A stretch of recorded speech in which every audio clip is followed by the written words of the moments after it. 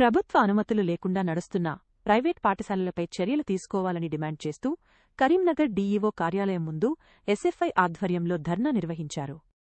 ఈ సందర్భంగా నాయకులు మాట్లాడుతూ నూతన విద్యా సంవత్సరం ప్రారంభం కాకముందే గల్లీకొక ప్రైవేట్ స్కూల్ వెలుస్తున్నా విద్యాశాఖ అధికారులు పట్టించుకోవడం లేదని విమర్శించారు. నిబంధనలు ఉల్లంఘించిన పాఠశాల గుర్తింపును వెంటనే రద్దు చేయాలని లేని పక్షంలో రాష్ట్రవ్యాప్తంగా విద్యాశాఖ కార్యాలయాలను ముట్టడిస్తామని వారు హెచ్చరించారు. అనంతరం అధికారులకు వినతిపత్రం అందజేశారు. చర్చలు ప్రారంభిస్తున్న పాఠశాల యాజమాన్యంపై వెంటనే పర్యవేక్షణ చేయాలి. కరీంనగర్లో చిల్మల ఆనందరావు స్కూల్, దాంతోపాటు డిఏటి, దాంతోపాటు లయోలో, దాంతోపాటు సిఎన్జిఆర్ స్కూల్ వాళ్ళకి సంబంధించింది బ్రాంచ్ల పేరుతో స్కూల్ ప్రారంభించారు. గతంలో మేము మన ఆఫీసర్ తీసుకొచ్చాం, బట్ వాటిపైన యాక్షన్ లేదు. ఒకే రికగ్నిషన్ నెంబర్ ఉంటుంది, దానిపై నెంబర్ ఆఫ్ బ్రాంచెస్ ఓపెన్ చేస్తున్నారు. దాంతోపాటు ఇప్పుడు ఉన్న ట్రినిటీ కాలేజ్ భరత్నగర్లో దాని పర్మిషన్ ఉందా, మీ దృష్టిలో ఉందా?